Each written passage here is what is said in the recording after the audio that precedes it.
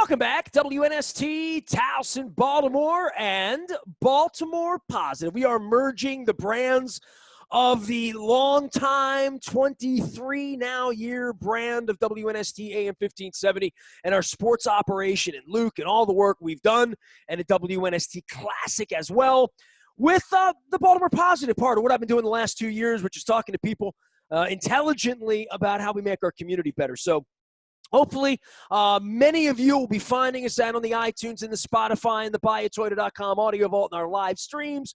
You're going to be seeing lots and lots of new type of stuff, including a new logo, and that's not it. Whichever one, yeah. This is the old logo now. This is like the Flying Bee, Luke. I think when things get going. Hey man, speaking of the Flying Bee, I was going through the WNST Classic stuff, and I found some old Vinny Testaverde stuff and some old Ray Lewis stuff. And it's weird to me because maybe I was looking at so many old Festivus Maximus pictures, and I found Eddie Mulatalo doing the fire dance, and all the shirts we have, and but Patrick Queen stepping up with the old Ray, huh? And then I have to look and I Google like when Patrick Queen's born, and I'm like, depresses you, doesn't it? Probably depresses Ray Lewis. Oh, it's so funny. I mean, the last couple of years, we've hit that threshold where there are players for the Ravens who were not born when the Ravens were born. I mean, You go back.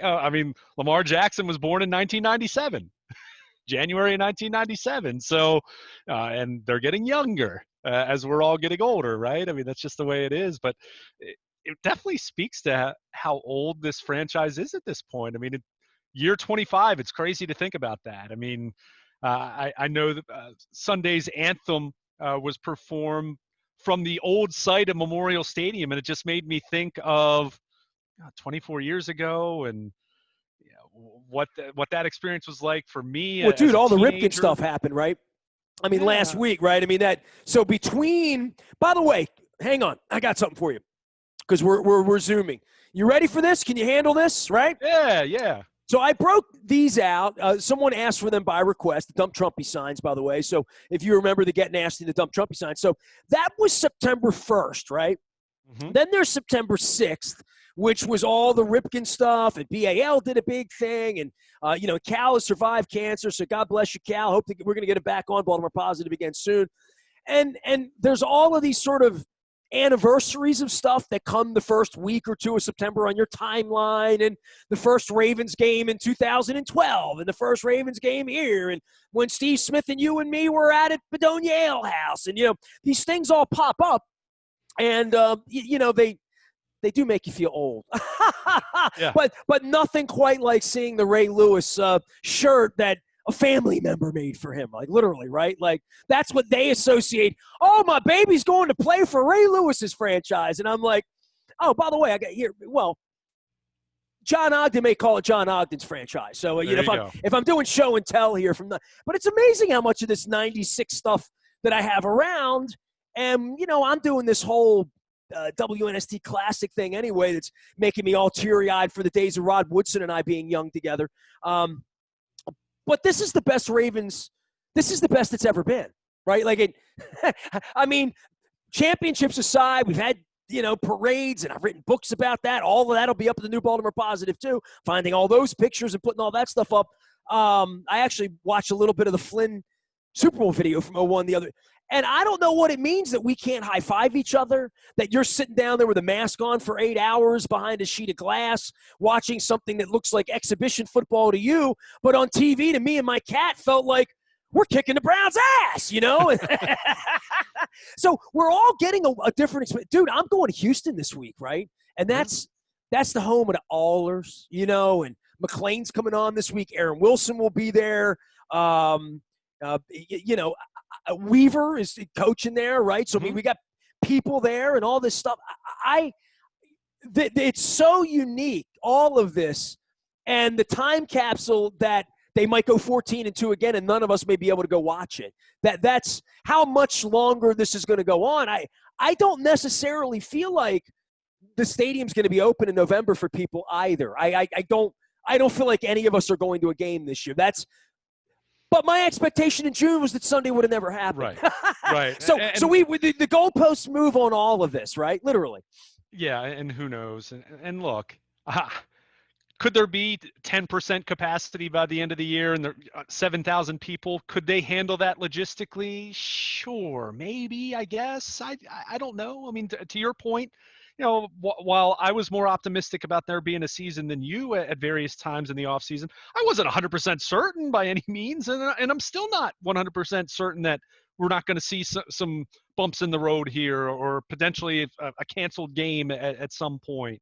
We're seeing it in college football as they're trying to go through this. Some conferences are playing, some aren't. I mean, by the way, man, I went to the bathroom late at night, Saturday night, and I pulled my phone up just to see what's going on in the world. And I pulled the college football scoreboard up, and I'm like, the hell are these people doing playing football? The hell is Duke doing playing football against Notre Dame and Florida State running? I mean, what are they doing? And look, I enjoyed the NFL, and they're making money, and we're paying them to make money, and we're selling stuff, and you and I get to talk about it, and God bless us because it keeps us in business, which I don't probably say enough. And I have gratitude for all of that they go out and they're doing this at this point, even though I will be wearing a mask on the roof in Houston, looking down at little ants and experiencing the really, really weirdness of watching that from I better take my binoculars, I guess. I don't know that I'm psychologically ready to handle that, right? Like you're more on board with Al Michaels had a really hard time with it Sunday night. I mean, it's weird.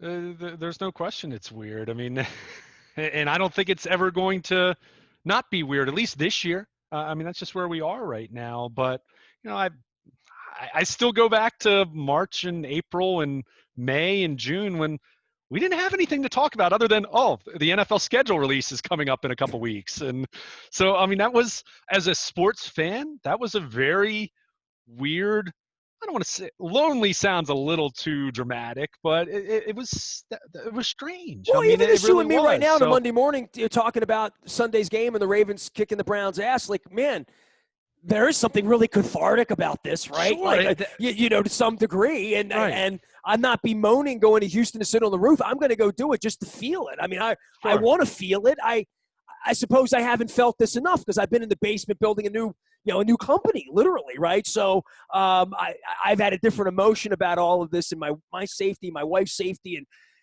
we went and dined at Ruth's Chris outside, on Sunday night for the first time in 10 months. We went and saw Eddie Lauer. He probably drank too much on Saturday night, so walking through the city that we loved because we haven't done anything.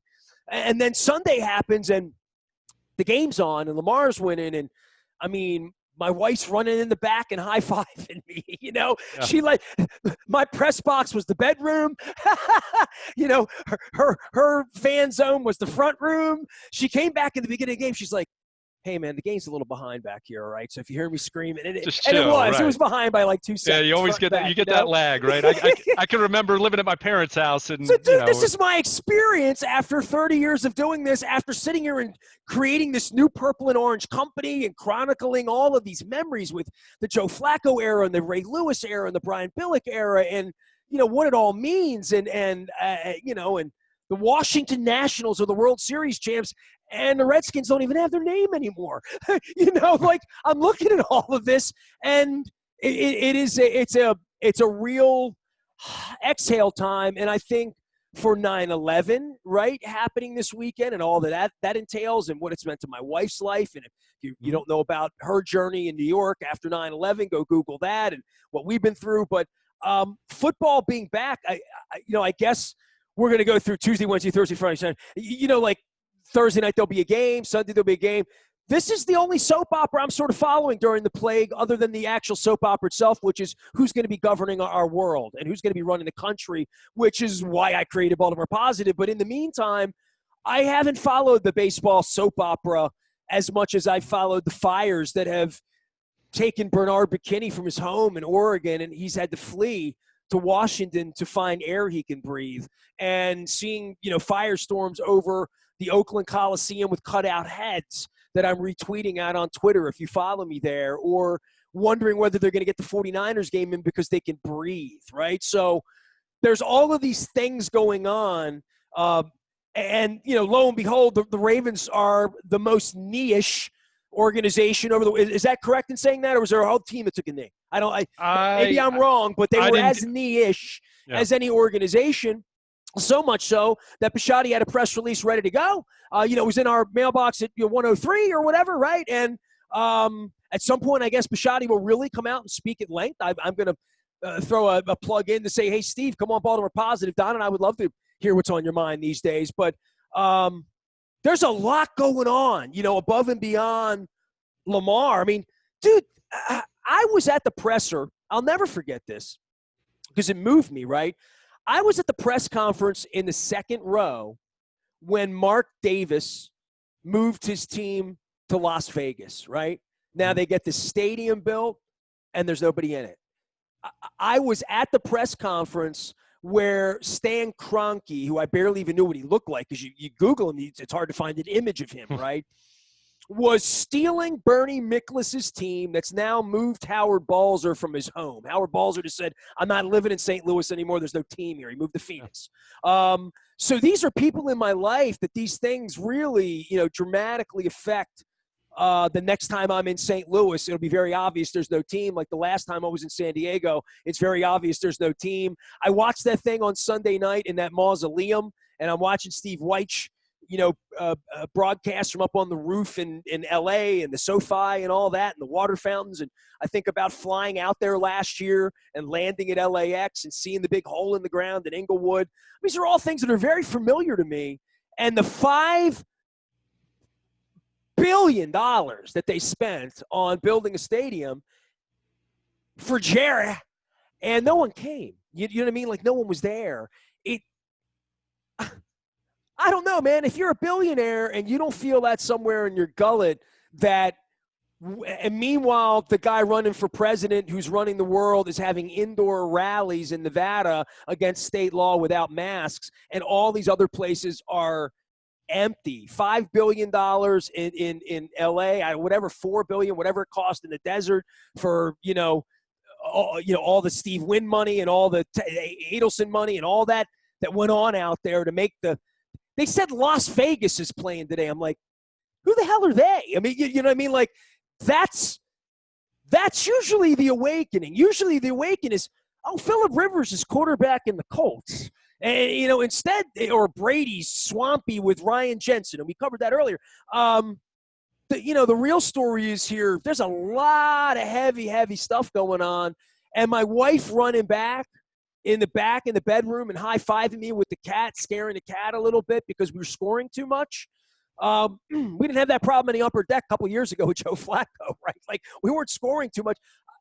Just the random weirdness of all of this, I just hope it doesn't persist. As an American, as a citizen, as someone that's turning my life in a different direction and things that I'm doing, I really hope that one day we're going to gather soon without masks in an upper deck and hug people and high-five people and spit all over them and do all the things we want to do when I run into them in Fells Point on a Saturday night with a mask on, that this is special, unique, dark, dank, swampy, awful, morose. All that going to Houston next week will probably be for me, right? But I hope that, like, we get back to, like, handing out signs on the bridge and being fans again, because it was fun on Sunday, but I don't want to get used to it, bro. I like my cat at home. I don't want to get used to it. Yeah, I hear you on that. We will. It may not happen as quickly as we would all like. I think that's obvious now as we're into September, considering, we hadn't even talked about the concept of social distancing until early March, I guess it was, late February, whenever. But it also, this time and how strange it is, also illustrates how important sports are. They're not important, but they are, right? I mean, that to have that 3 hours to worry about Lamar Jackson being hit or take him out of the game, Harbaugh. The hell was he doing in there in the third quarter? I mean, or wondering why you're giving Patrick Ricard his first career carry on 3rd and 1 inside the red zone. I mean, it was nice to have some angst over something like that. It's a different kind of angst. It's a fun angst rather than the angst of some of the problems and issues that you just talked about. And that's why we need some of that. We can't be 24/7 just caught up in the problems that exist in our own worlds and in the entire world, or you'll drive yourself crazy. You have to have some outlet, some release. Not saying you should just escape permanently and check out, but you do need some balance there. That's why I said, if someone's sitting there watching 24/7 news over the last 6 months, you're bonkers at this point. I don't know how you're functioning I from didn't a have enough sanity fun with the standpoint. game on Sunday. You know what I mean? But it is weird. And to your point, I mean, yeah, I don't want that to become normal. But I will say this: having checking out some Facebook and Instagram accounts of some friends, I saw some people having an outdoor small gathering where there was some tailgating amongst a group of, I don't know, 10 people, and they were outside, and it looked Don't be safe. sharing the salt and pepper shakers and the ketchup. Get your own ketchup. You saw tailgating that would have taken place at the stadium under normal circumstances, and they were able to adapt and still have some fun and still make the best of it and watch the game on a TV outside with whether it's some family members or your closest friends, whatever. I mean, if you're being smart about it, who am I to say you shouldn't do that? But so you see those things evolve, and as I've said all along, yeah, this is weird. There's no question about it. I'm not going to try to normalize it, but that doesn't mean we can't take enjoyment from it. As I've said over and over and over, perfect is the enemy of good. Having some football, having this football, it's not perfect, but it's still good. It's still better than the alternative of sitting there on a Sunday in the fall and not having any football. Would you feel that way if you were a Browns fan? You know what? I if think you're I an would. Eagles fan, do you feel that way today? I would still feel that way because look at how the Orioles fared in the Bronx over the weekend, and that was ugly. But hey, is there anything you want to say about that? Because we're not going to do a whole lot on that if you don't do it right I mean, now. it's just, I mean, look, it's just the reality. They've been better than expected. It's been fun. It's certainly been encouraging to see a Ryan Mountcastle, to see Dean Kramer pitch well, see John Means, his last couple starts look like the John Means of last year. So, I mean, Anthony Santander before the oblique injury, there have been some nice things to take away from this season. I think they're making the playoffs next year. I'll probably say right now, I'm guessing they probably lose 90 games next year, but that's better than saying I think they might lose 110 games where they've been the last couple of years. That's the same guy that thinks the Ravens are going to win the Super Bowl. Oh, right. But the point is with that, and to bring it back to what you were just saying, it's still been enjoyable. It's been weird. It's definitely weird. 7-inning doubleheaders are weird. A man being on second base to start extra innings is weird. No DH in the NL, even though I applaud that move, and I hope that remains permanent. I think it will. It certainly is over the next year or two. But that's weird. It's different. So Saturday afternoon, we walked over to Fells Point. It was beautiful out. I mean, I love Baltimore. I know the news over the weekends and shootings and the killing. I mean, I could say that every Monday morning, right? So, and right out in front of my place in Federal Hill the other night. But I'm in the square, and Eddie Lauer's up on the roof. And if anybody sees Darren Mislin down at the Admirals Cup, tell him to bring me a Pabst. Honor my mother. PBR me, ASAP. So Eddie Lauer yells down to me. He's like, hey, man, you got an Oriole score? And dude, there's no bigger Oriole fan than Ed Lauer. Ed Lauer's at every game. Ed Lauer's at batting practice. Ed Lauer's caught more batting practice baseballs than I caught that Mets game a couple years ago, right? So he yells down to me, and I look at my phone. I'm like, A, I forgot they were playing in the afternoon. B, I'm on a date with my wife and launching a website. C, the Ravens play tomorrow. D, E, and F, the Ravens play tomorrow. And I looked down at my phone, and I saw 10 innings, and they lost by run. I thought, something screwy happened with that second base. It's not even normal. I looked at it, I'm like, I'm glad I didn't watch it. I mean, that's how I felt. I swear to God. And I don't even know if that's the way it went down. It had to go down, right? That they put the guy on second base and it ends in the 10th inning because that's kind of what they wanted to do, right?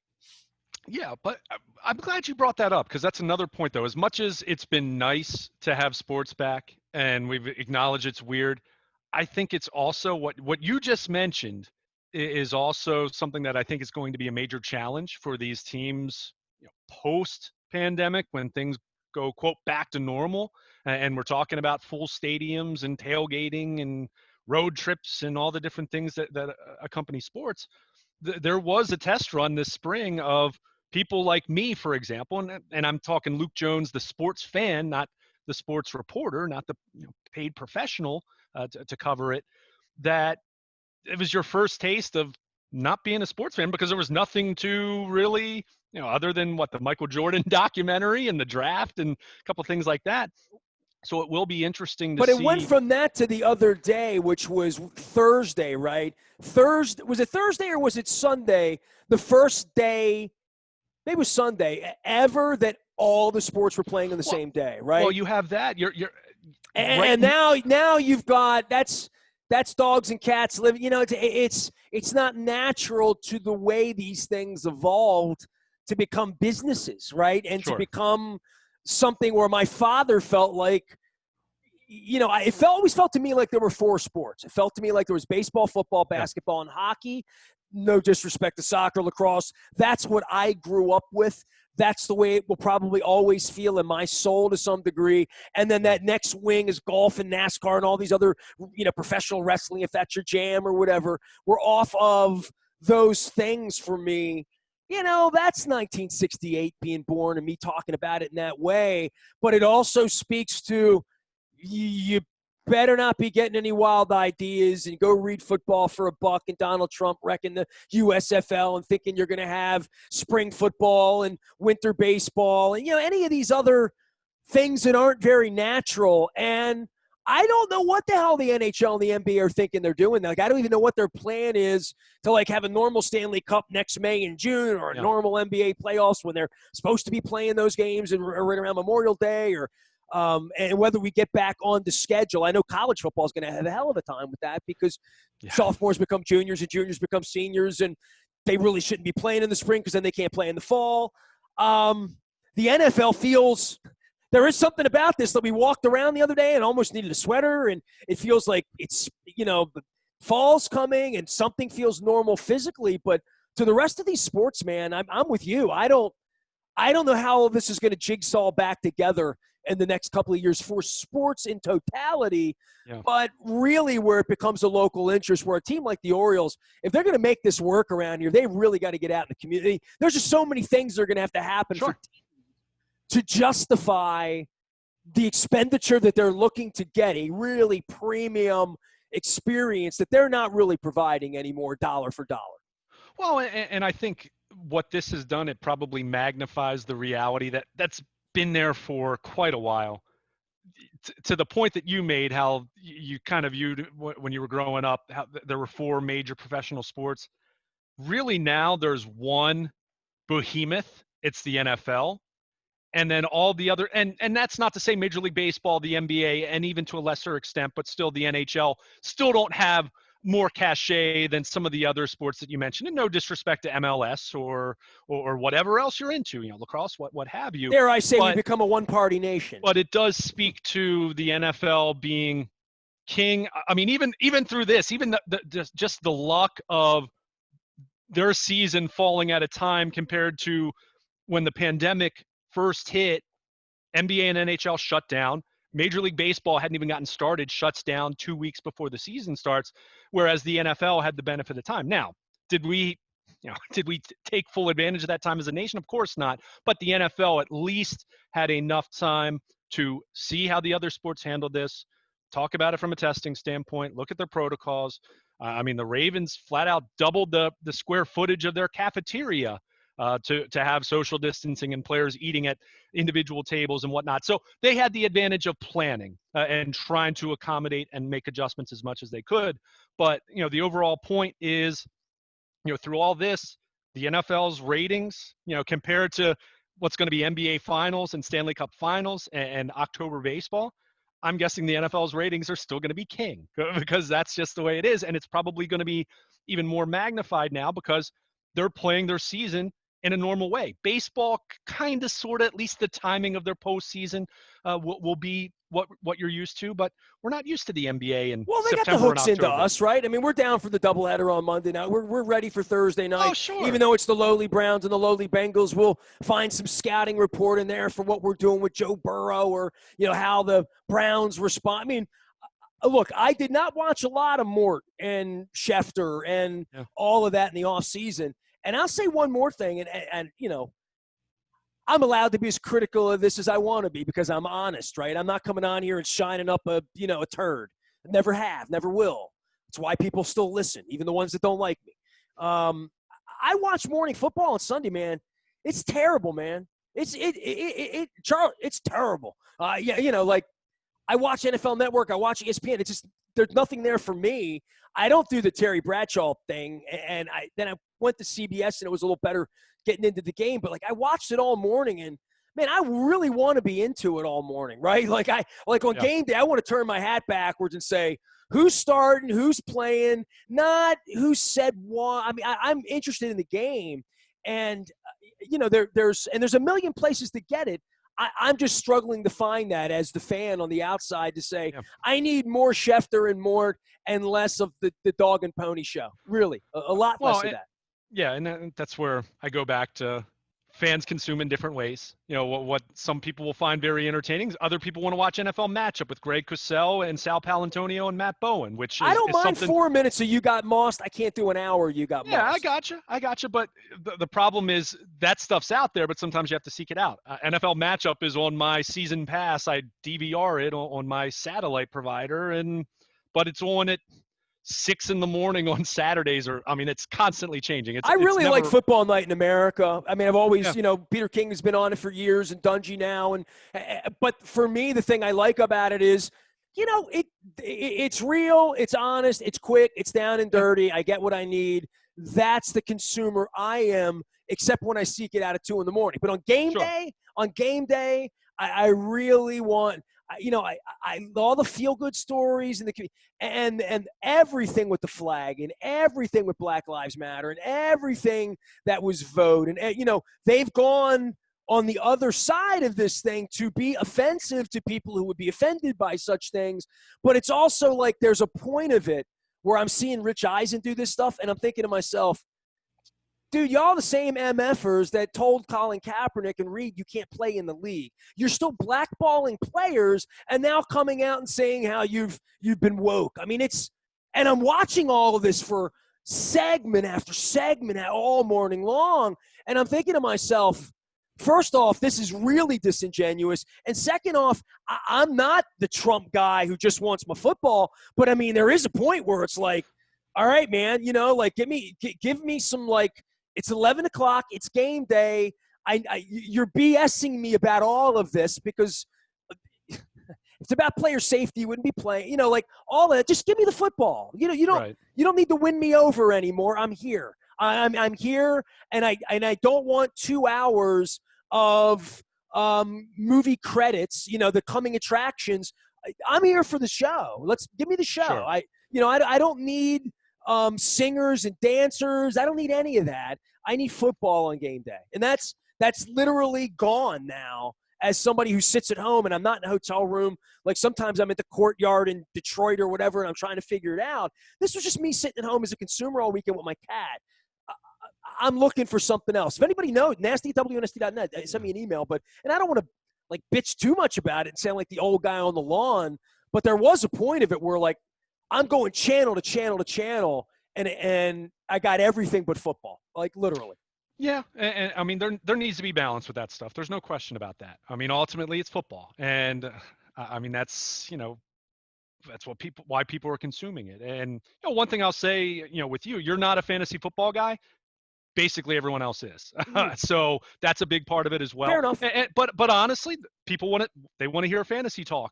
If so-and-so's ruled out, who's that guy I can pick up off the waiver wire? Now, that's not going to appeal to you, but that will appeal to a lot of football fans.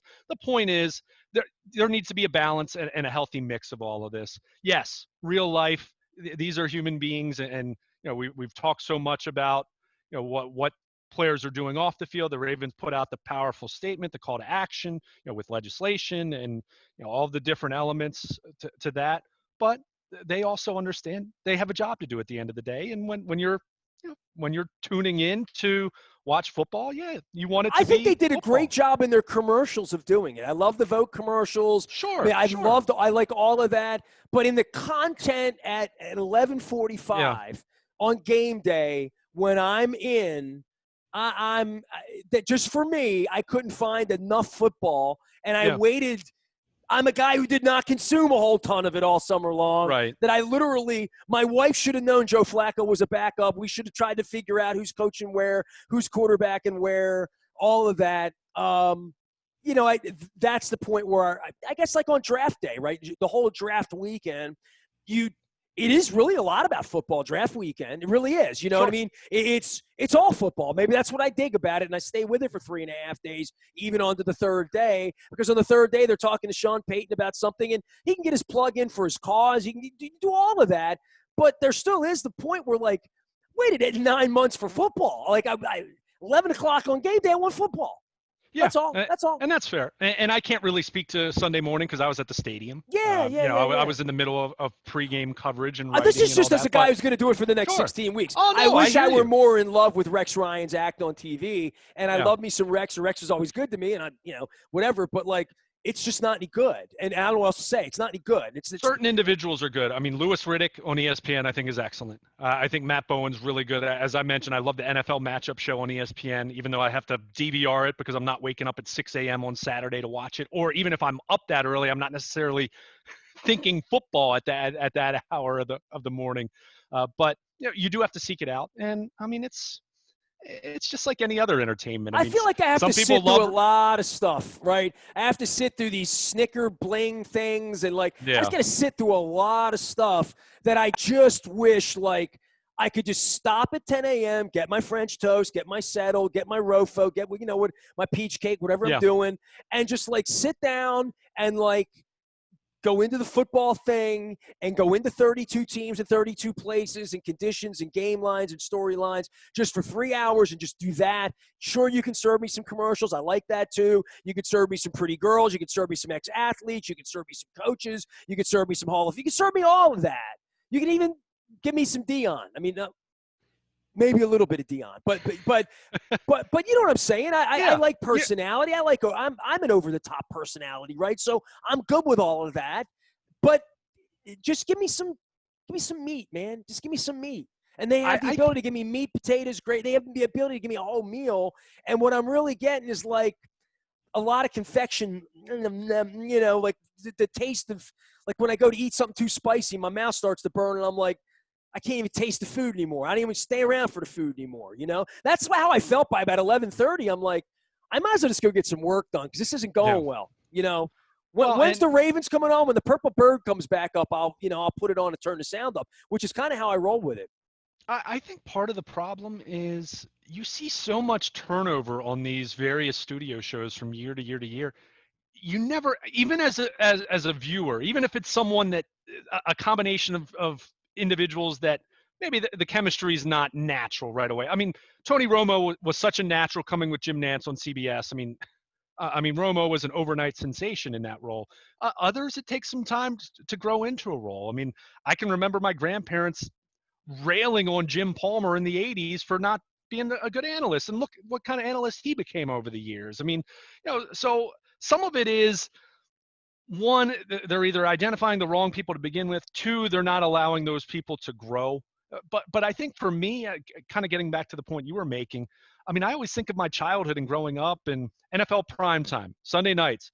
Chris Berman, whether you loved his shtick or not, it was very familiar and comfortable. Him and Tom Jackson doing the highlights. I mean, that was just, you think of the NFL primetime music they used, all of that. That was just, it was part of your routine. And I feel in this current age, and look, I mean, ESPN and these networks are making financial decisions. They've been impacted big time by the pandemic response and the sports shutdown. There's no question about that. But it just feels like it's constantly changing to the point that I'm not even given a chance to really catch on with any of it. It's just whoever's on ESPN NFL Countdown Sunday morning now isn't the same as it was the year before or the year before that or the year before that. I mean, it's just always changing in that way. And so then you almost have the attitude that you have, which I'm not disagreeing with you, that it if just I'm not interested in Sunday Night Baseball, I'm not really interested in sitting and hearing A-Rod and Jessica Mendoza all that much. And I think A-Rod's become but years good. Ago, But years ago, I loved hearing John Miller and Joe Morgan together. I mean, they could be a dog of a game. And look, I mean, Joe Morgan was not a sabermetric guy. Is not a sabermetric guy at all. So, me being the baseball nerd that I am, I would cringe at certain things he'd say. However, they had such a good chemistry, and it was the voice of Sunday night in the same way that Pat Summerall and John Madden on Sunday afternoons, knowing it was Dallas, San Francisco, or an NFC Central matchup, whatever it was, it was the voice of the NFL. Oh, your old man and my old man hating Howard Cosell every Monday night, right? Yeah, I mean, it's Frank Gifford and Al Michaels and Dan Dierdorf. I guess my point is now that I'm trapped at home, and I'm going to be trapped at home most of these weeks, good. right? I agree. Yeah, I want to have not the friends bar I can turn to, just a place I can go and be like, this is going to be good. And I've been bitching about it for years, and it just really hit me on Sunday as sour because I'm like, man, we're all trapped at home here. We all are here for football, and we're going to go through all sides of the flag and all sides of the cross and all sides of a race, and we're going to do all of that. That's cool. But for crying out loud, at least catch me up on who the quarterbacks are and who's playing, and get me where I need to be. That's the end of my rant on that as a fan. He is Luke. I am that. We're going to be ranting and raving about all sorts of things. We're going to Houston this week, and we're merging. We're merging WNST.net, a now 23-year-old brand, with Baltimore Positive, which is now almost 2-year-old brand, with my good pal Don Moeller. So stick around for all of that, and Luke, some normalcy hopefully this week, at least from a football perspective of game, practice, few Zooms here and again, Deshaun, Lamar, plenty to talk about this week, right? No question about it. And Ravens have a great opportunity to go 2-0. And hey, you can't ask for much more than what they did on Sunday. A lot of fun. Wasn't perfect, but it was pretty darn good. And no reason to deviate from what I thought going into the year, which I think this team's going to the Super Bowl, and I picked them to win it. So we'll see. I tend to be wrong a lot, so hopefully this is the time I'm right. He is Luke Jones. He's Baltimore Luke out on Twitter and on social, and Luke at WNST.net if you want to bitch to him about me. It's perfect. I should add that tag after every one. All hate mail to Luke at WNST.net. Never happens. Never. Not around. Not in 2020. In all truth, it's rare. Not rare enough. It's football season. Trust me. I said the other day, y'all drank too much on Friday night. Anyway, nasty at WNST.net's the way to find me. Facebook, Twitter, LinkedIn, Snapchat, Instagram, and merging WNST.net with the new thing. We are Baltimore Positive.